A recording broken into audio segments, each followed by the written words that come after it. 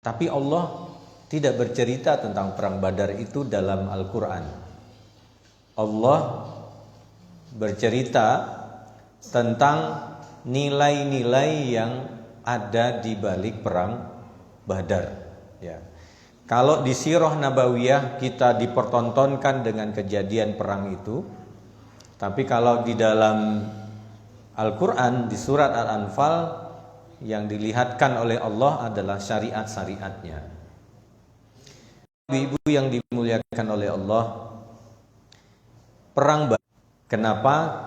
Ishtara minal mu'minina amwalahum wa anfusahum bi anna lahum jannah.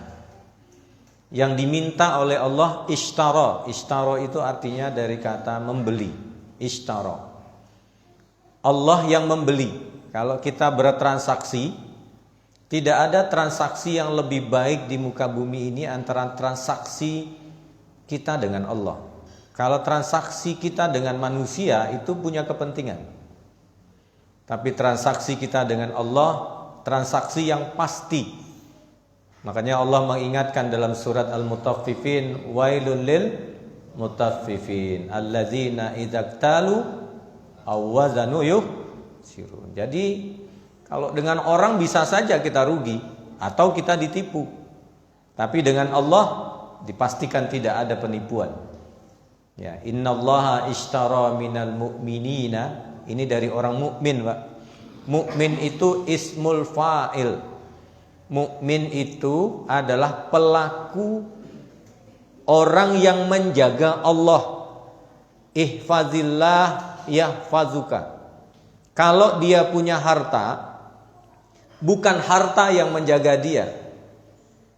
Kalau kita melihat bahwasanya hartanya itu Allah yang menjaga untuk jalannya ke surga. Jadi harta itu jadi objek, bukan jadi subjek.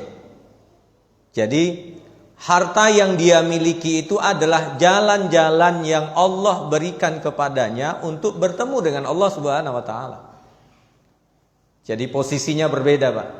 Kalau kita cari harta, kita yang diperbudak oleh harta. Tapi dalam konteks ini Allah menjadikan hartanya itu jalan-jalan baginya untuk ke surganya Allah Subhanahu wa taala. Maka ishtara, Allah yang membeli. Innallaha ishtara minal mu'min. Karena dia mukmin, maka orang yang beriman itu kategorinya yang pertama kan imanu billah. Iman kita kan ada 6. Imanu billah. Di dalam iman kita kepada Allah ada kategori 3 rububiyah, 3 uluhiyah. Uluhiyah, rububiyah, asma wa sifatnya Allah Subhanahu wa taala. Kita tidak mengandalkan siapapun kecuali Allah. Tidak menuhankan siapapun kecuali Allah. Tidak bersandar kepada siapapun kecuali Allah. Tidak ada suudzon kita kepada Allah. Ini bagian dari rububiyah kita dengan Allah. Tidak ada, Pak. Dikasih A, dikasih B, dikasih D, maka kita meyakini husnuzon kita kepada Allah. Nah, kalau sudah begini, Pak, sudah begini, maka ini bagian daripada ishtara kita, iman kita dengan Allah Subhanahu wa taala. Kalau iman kita seperti ini, innallaha ishtara, Allah membeli dari orang mukmin apa? Amwalnya. Jadi harta jenengan itu Allah beli, Pak. Kalau Allah yang beli, ada yang rugi? Tidak ada yang rugi. Sekarang perang Badar itu adalah proses pembelian itu. Perang itu, Pak, proses pembelian itu. Kalau jenengan sakit parah, tidak bisa bergerak, yang bergerak hanya mata dan mulutnya, itu bagian dari proses pembelian yang Allah beri. Kenapa Nabi Ayub alaihissalam mengatakan laqad masaniya rabbi, aku itu lagi disentuh oleh Tuhanku. Kalau murid, ya mungkin yang jadi guru di sini, murid itu dipanggil namanya senang nggak? Ahmad, sini. Senang Pak. Saya dipanggil nama saya senang. Tapi saya dulu karena nama saya Yufridal Fitri Nur Salam, ketika dipanggil mesti nolehnya ke tempat yang putri. Yufridal, sini Pak, putra bukan putri. Dipanggil itu senang Pak, dipanggil nama itu senang. Makanya Allah Subhanahu wa taala memberikan itu kepada orang-orang yang mukmin. Ya, orang-orang yang mukmin. Maka Badar itu sebenarnya adalah proses pembelian tadi. Di saat kita sakit sekalipun, seperti Nabi Ayub alaihissalam, itu bagian transaksi kita dengan Allah. Jadi kalau yang batuk lama gitu ya, nikmati aja batuk itu. Karena batuk itu adalah transaksi kita dengan Allah Subhanahu wa taala. Husnudzon saja, gak usah khawatir, gak usah takut. Kalau Allah memberikan musibah, berarti musibah itu kehendak Allah. Wa iradatullah khair. Dan keinginan-keinginan Allah itu baik. Tidak ada yang jelek. Perang Badar itu, walaupun ada beberapa kaum muslimin yang meninggal, ya, yang meninggal dalam perang itu, tapi perang itu bagian dari proses innallaha ishtara minal mu'minin amwalahum, harta-harta mereka. Masjid ini dibangun, ya, mungkin Pak Dikno maksa-maksa jenengan untuk infak di masjid ini. Ayo infak, ayo keluarkan hartanya. Nah, mungkin jenengan berpikir ngabot-ngabotin, berat-beratin aja. Sebenarnya itu bagian dari wadah yang Allah berikan kepada kita di tempat ini untuk berproses harta kita itu kita korbankan. Maka saya ngisi kajian di Arisalah di Selahung. Setelah kajian itu saya ketemu dengan ustadz saya dulu, udah lama nggak ketemu. Lah ustadz sepuh ngajak saya makan. Saya mau bayarin enggak boleh. Ustadz, ini saya yang tanggung, saya bilang. Enggak. Ini hari saya katanya. Ini hari saya. Nikmat atau makannya katanya. Alhamdulillah Ustadz, nikmat makannya. Apa kata beliau? Antum menikmati makanan di lidahmu katanya. Tapi aku menikmati harta yang aku persembahkan nanti untuk yaumil akhir kelak. Jadi luar biasa. Cara pandang beliau melihat itu luar biasa berbeda. Kalau kita kan ditraktir orang kan senang. Sebenarnya yang mentraktir itu yang senang. Makanya Allah mengatakan wattaqullah wal tanzur nafsum ma qad damat liqat. Wattaqullah.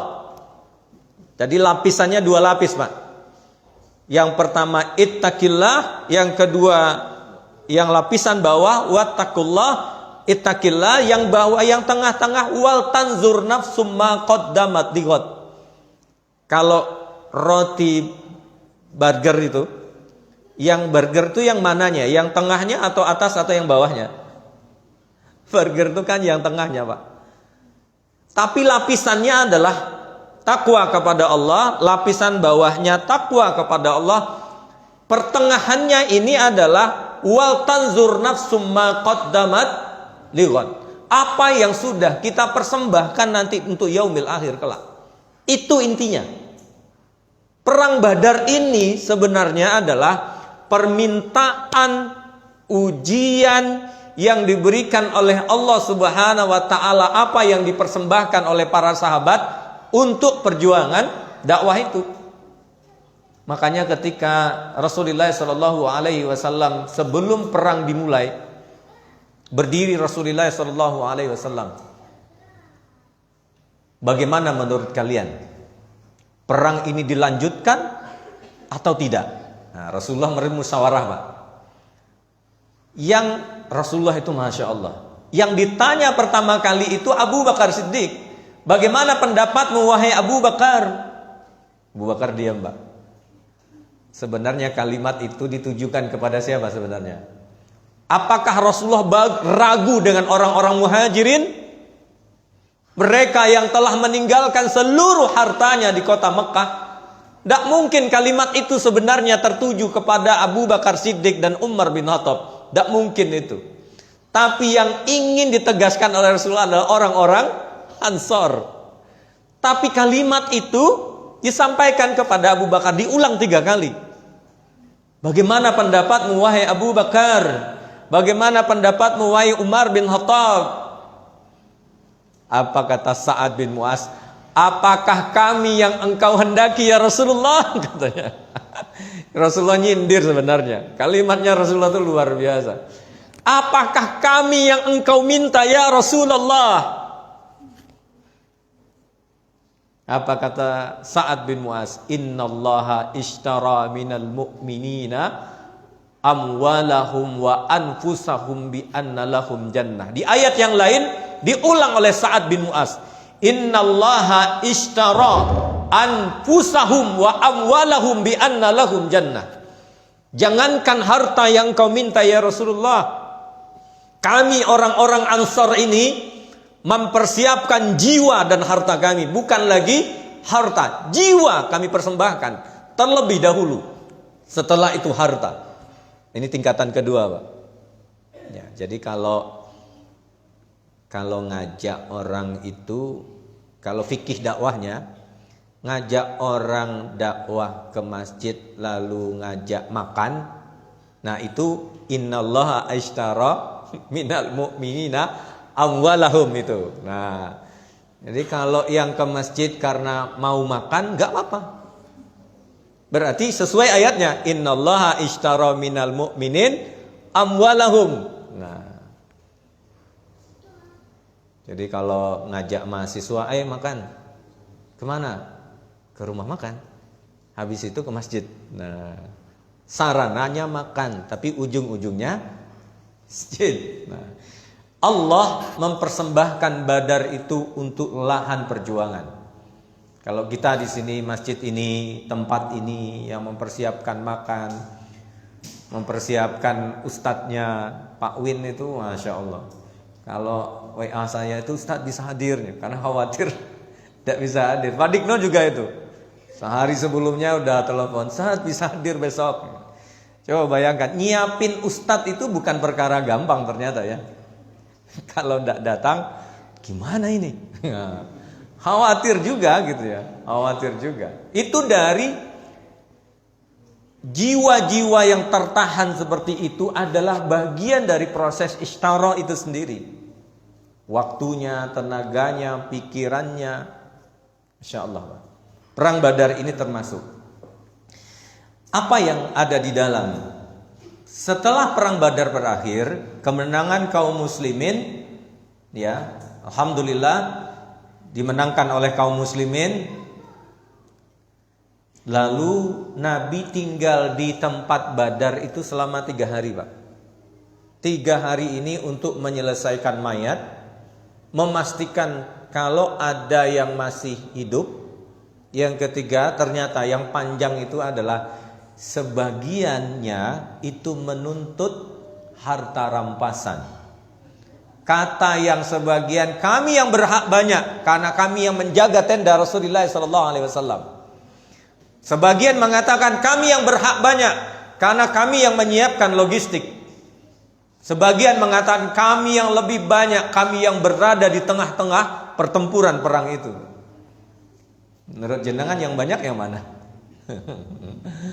Saling mengklaim antara satu dengan yang lain. Maka turunlah surat ini. Yas'alunaka anil anfal. Mereka bertanya-tanya tentang harta rampasan. Apa kata Allah? Qulil anfalu lillahi war rasul. Harta rampasan itu milik Allah dan Rasulnya.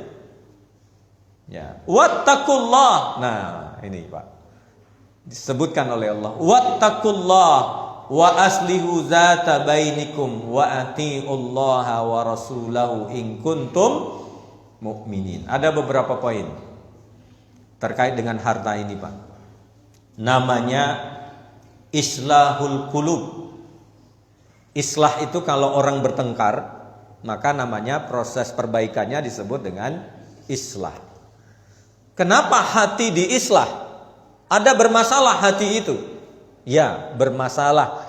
Kata Allah dalam surat Asy-Syu'ara ayat yang ke-88, yauma la yanfa'u malu wala banun illa man atallaha biqalbin salimin. Pada hari itu kata Allah tidak bermanfaat malun harta wala banun juga anak illa man atallah kecuali yang datang kepada Allah dengan qalbin salim. Di surat Al-Anfal ini apa kata Allah? Yas'alunaka anil anfal qulil anfalu lillahi war rasul. Itu Pak. Kalau persoalan harta kata Allah itu milik Allah dan Rasulnya. Para sahabat ketika itu diam, Pak. Gak ada yang berani ngomong. Itu harta rampasan milik Allah dan Rasulnya. Kata Rasulullah SAW menyampaikan ayat ini. Sebenarnya apa yang dilakukan oleh Rasulullah? Islahul qulub. Hati para sahabat itu sedang diperbaiki oleh Rasulullah SAW. Nah, kita lihat apalagi. Karena al-qalbus salim, qalbul mu'min, hati yang selamat itu adalah hati orang mukmin. Kalau perjuangannya dinoda oleh harta, keinginan, tujuan, kepentingan, maka Allah membersihkan itu, Pak. Fattakullah. Fattakullah, hati-hati kata Allah. Hati-hati kata Allah. Dalam persoalan ini, yauma yakumun nasu li rabbil alamin. Pada hari itu kata Allah, selama hampir salasatu mi'ati alafin, selama 300.000 tahun lamanya kita berdiri di mahsyar nanti. Satu hari di dunia ini, Pak, perbandingannya adalah 300.000 tahun kita berdiri nanti di mahsyar. Wansaraha ila udhunain, keringat kita akan naik sampai ke telinga ini. Mereka datang ke Adam, Musa, Nuh, sampai nanti kepada Nabi Isa alaihissalam, datang kepada Nabi Muhammad sallallahu alaihi wasallam. Saat itulah Nabi Muhammad sujud di hadapan Allah Subhanahu wa taala supaya mahsyar itu dimulai. Yaumul hisab itu dimulai. Wattaqullah kata Allah.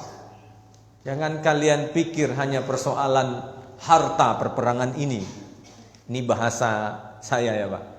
Seolah Allah ingin mengatakan itu. Mereka-mereka yang memperebutkan harta tersebut, seolah Allah ingin mengatakan, buat apa sebenarnya kalian berjuang di perang Badar ini, kata Allah Subhanahu wa taala. Wattaqullah. Kenapa? Fakama annal arda salihal lizira'ati tattasibul awsaf, kadzalikal qalbu mu'min yattasifu bil awsaf. Hati ini tergantung bagaimana kita, apa yang kita tanam. Apa yang kita tanam dan di mana kita menanamnya. Maka hati orang mukmin itu bisa dilihat dengan beberapa hal. Pertama, iqbalu alal haq. Hati orang mukmin itu menerima tentang kebenaran. Nah, ketika ayat ini turun, Pak, yas'alunaka 'anil anfal qulil anfalu lillahi wa rasul, langsung diam. Tidak ada lagi yang komen. Kenapa? Iqbalu alal haq. Para sahabat itu menerima sami'na wa ata'na. Tidak ada yang lain. Wattaqullah, bertakwalah kepada Allah. Wa aslihu dzata bainikum. Jangan kalian tanaza, jangan kalian berseteru hanya persoalan harta. Jangan berseteru hanya persoalan warisan. Nah, ini mungkin tugas kita, bapak-bapak. Warisan itu, saya sampaikan, warisan itu adalah solusi. Kalau seandainya harta yang ditinggalkan belum dibagi di saat, ya, maksudnya belum dibagi, orang tuanya sudah meninggal tapi belum dibagi, maka waris adalah solusi. Tapi saya lihat ada pemahaman orang begini, harta orang tua jangan dibagi sebelum dia mati. Bukan begitu pemahaman warisan. Warisan itu solusi. Kalau seandainya harta itu masih ada dan orang tuanya sudah meninggal, lalu bagaimana cara membaginya? Membaginya caranya dengan waris. Tapi bolehkah orang tua membagi hartanya ketika dia masih hidup? Boleh. Menurut jenengan yang paling aman yang mana? Sesudah meninggal atau sebelum? Karena begini Pak, kita ini, anak-anak kita bukan para sahabat. Kalau iman mereka setinggi sahabat, mungkin aman-aman saja itu. Sebelum bapaknya meninggal, nantilah Pak, nanti kita setelah bapak tidak ada baru kami bagi. Ternyata setelah bapaknya ibunya nggak ada, ribut Pak. Ribut. Jangan kira persoalan harta ini persoalan yang biasa-biasa saja. Ya. Yang itu yang pertama. Makanya Allah mengatakan, alladzi yantaju anhu ma'rifatul haq wa ittibaihi. Persoalan menerima kebenaran itu adalah sesungguhnya ma'rifatul haq. Persoalan dia kenal dengan sesuatu yang hak atau tidak. Kalau dia kenal dengan yang hak, sesungguhnya hatinya adalah qalbun salim. Hatinya ini selamat. Ya, selamat. Tapi ada orang yang menolak, ada.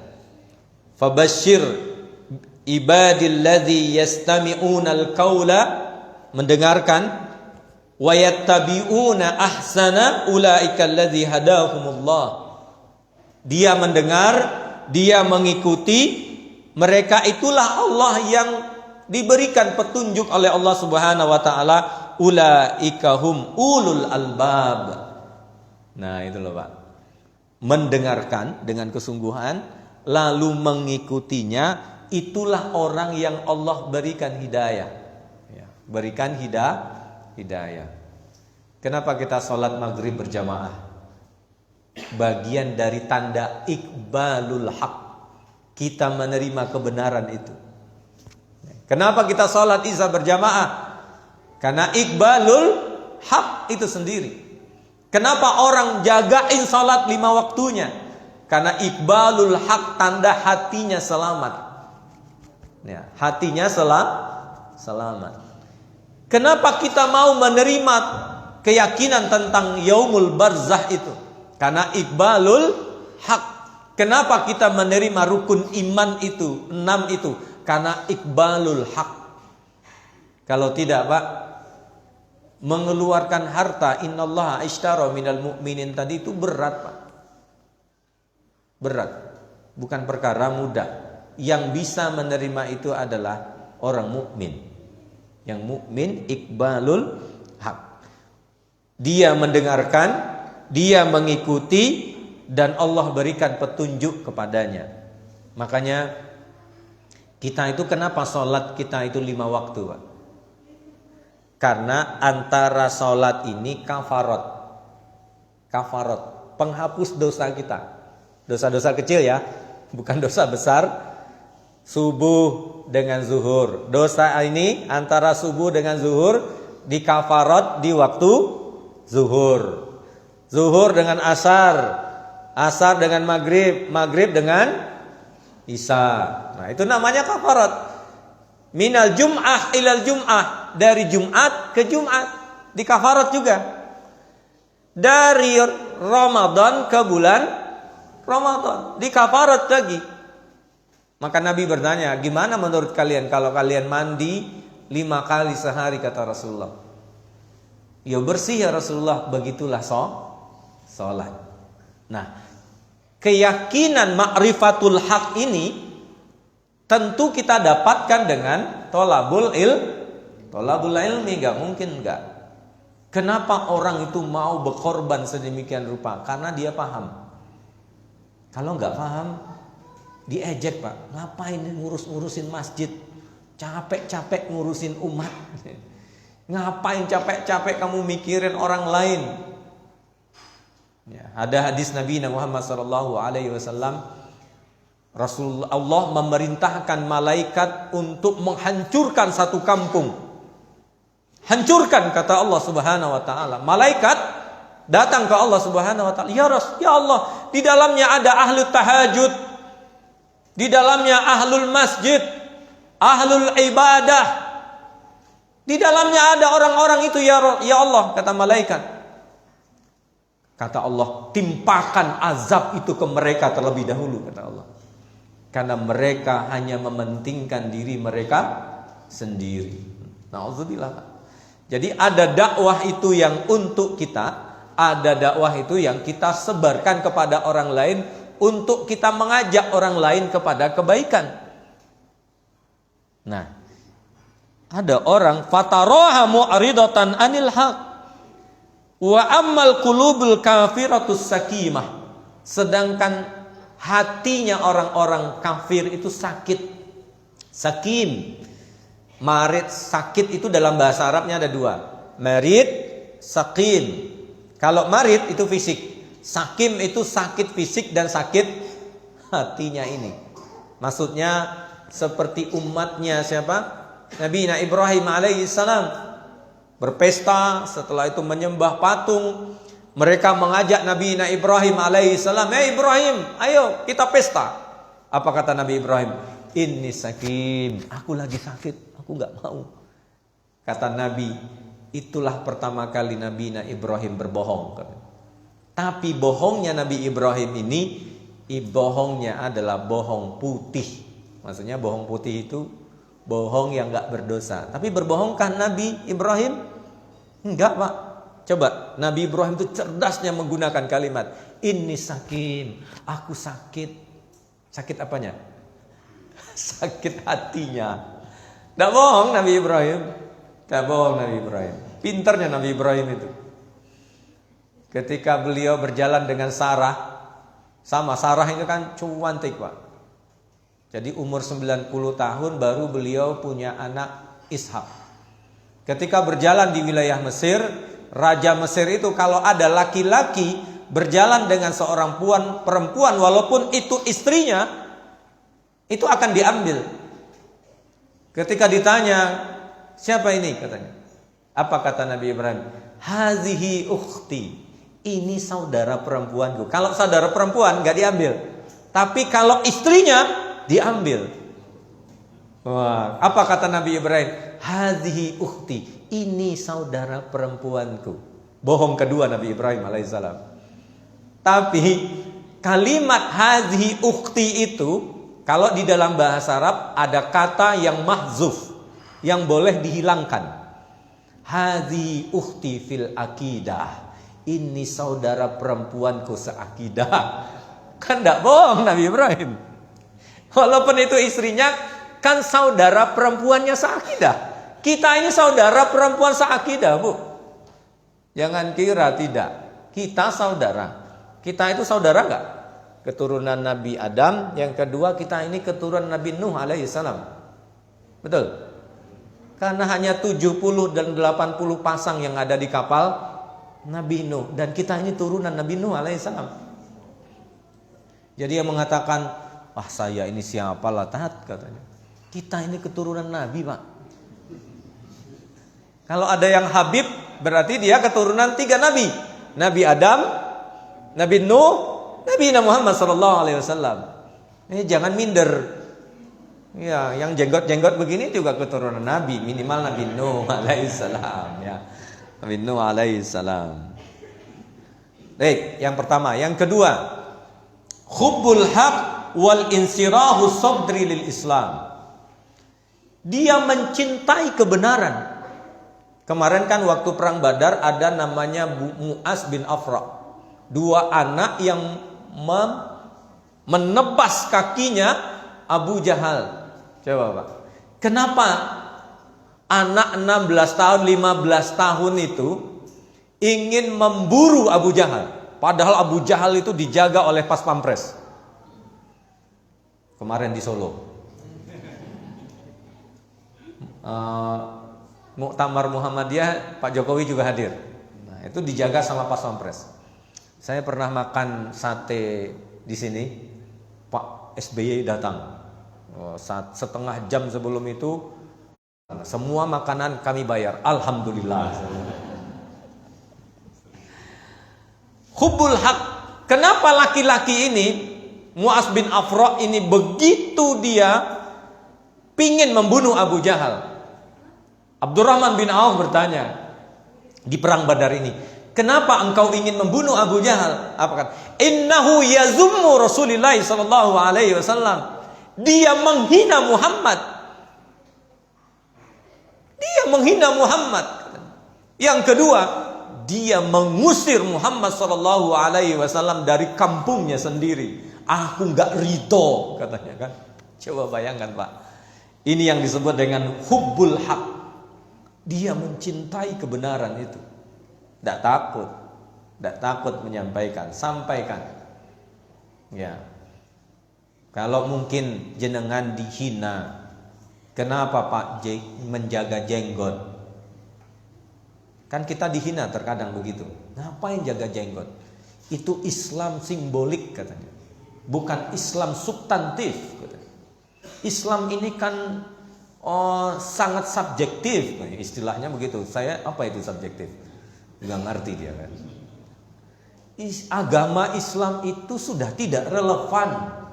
Al-Quran itu perlu dikoreksi karena tidak sesuai dengan zaman lagi. Coba bayangkan Pak.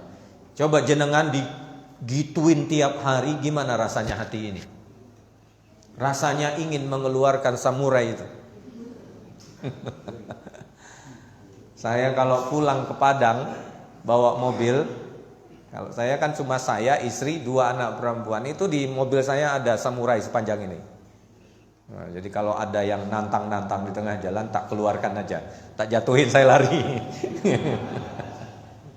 Hubbul haq, cinta dengan kebenaran. Wal insirahu sadri lil Islam. Dia membuka hatinya seluas-luasnya untuk menerima Islam ini.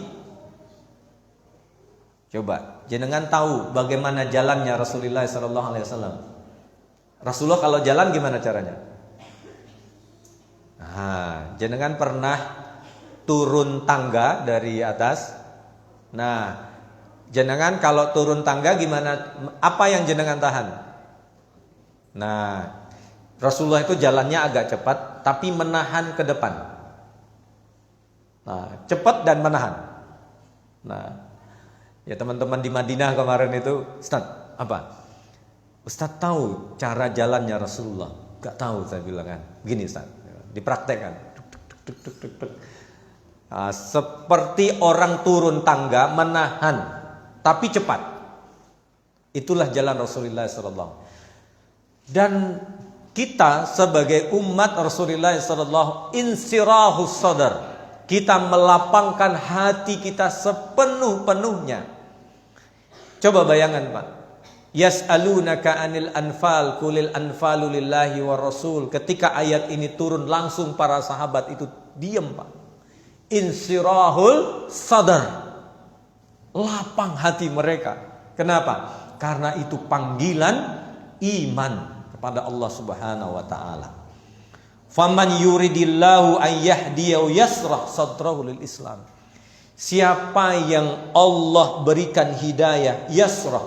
Nah, kalau dalam konteks kita menuntut ilmu, jenengan pernah Syekh Sya'rawi itu, beliau punya guru tarikat. Syekh Sya'rawi itu tarikatnya Sazili namanya. Tidak pernah bertemu dengan gurunya. Sampai beliau datang ke sebuah negara dan ketemu dengan gurunya di situ, As-Sazili itu. Gimana cara gurunya mengajarkannya ke ilmu kepadanya? Lewat mimpi, Pak. Jenengan pernah diajarkan oleh guru jenengan lewat mimpi? Masya Allah, Syekh Syarawi itu luar biasa. Ketemu wajah dengan wajah itu baru sekian tahun lamanya. Sama dengan kita. Ketika kita menuntut ilmu, mungkin anak kita sedang menghafal Al-Quran. Ya, ada yang menghafal Quran. Di saat menghafal surat Yusuf, dia menangis, susah katanya. Aku sudah berkali-kali nyoba gak hafal-hafal surat Yusuf ini. Kata ustadznya begini, berarti kamu Allah ingin lama-lama di surat Yusuf itu. Terimalah bahwasanya Allah ingin kamu lama-lama di surat Yusuf itu. Pertama, dia lapangkan hatinya. Yang kedua, dia husnudzan kepada Allah. Tandanya Allah menginginkan yuridillah ayyahdiyahu yasrah sadrahu lil Islam. Dia melapangkan hatinya walaupun dalam kesempitan dia untuk menghafal surat Yusuf itu. Tapi dia mengatakan ini Allah yang berkehendak. Akhirnya apa yang terjadi, Pak? Surat Yusuf itu agak susah dia hafal, tapi dia pelajari kata demi kata surat Yusuf itu.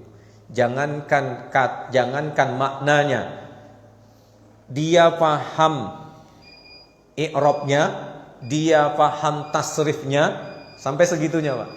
Ketika ditanya oleh orang, ketika dia sudah hafal surat Yusuf itu, kata demi kata di surat Yusuf itu dia paham. Dia paham. Inilah yang disebut faman yuridillahu ayyahdiya yasrah sadrahu lil Islam. Jadi jenengan tahu Ustadz Somad? Nah, Ustadz Somad itu di waktu kuliah bareng dengan teman saya namanya Ferry Pratama. Kuliahnya di UIN, sekarang jadi UIN Pekanbaru itu, UIN Susko. Beliau itu memang orang yang cerdas dan suka guyon. Dari awal memang sudah begitu Ustadz Somad itu. Dia orangnya cerdas, yang kedua suka guyon. Tapi waktu kita bertemu di Pekanbaru, mau ngundang ke sini, kita cerita, kita makan di rumah makan. Saya itu, kata beliau, tak tahu katanya. Ilmu itu dari mana datangnya? Kalau saya ini adalah orang yang paling banyak membaca, mungkin ya Ferry ini yang paling banyak membaca katanya. Nah, ini yang mungkin berbeda, Pak. Jadi ada orang yang dia tahu satu kata, tapi kata itu Allah lebarkan untuk dia. Ya. Ada satu makna, tapi Allah lebarkan makna itu. Masya Allah. Itu ketika Allah berkehendak. Sebagai penutup, Rasulullah SAW pernah mendoakan Ibnu Abbas. Ditaruh kepalanya, tangannya di kepalanya. Apa kata Rasulullah SAW? Allahumma faqihhu fid din. Ya Allah, faqihkan dia dengan agama ini. Waj'alhu min ahli ta'wil. Jadikan dia jadi ahli ta'wil. Ta'wil itu apa? Tafsir. Ahli tafsir. Dan doa itu makbul. Jadi ini baru belum selesai, Pak. Masih ada 4 poin lagi di surat Al-Anfal, dan surat Al-Anfal ini bagian dari perang Badar. Insyaallah kita lanjutkan di lain waktu. Aku qauli hadza, astaghfirullahalazim. Assalamualaikum warahmatullahi wabarakatuh.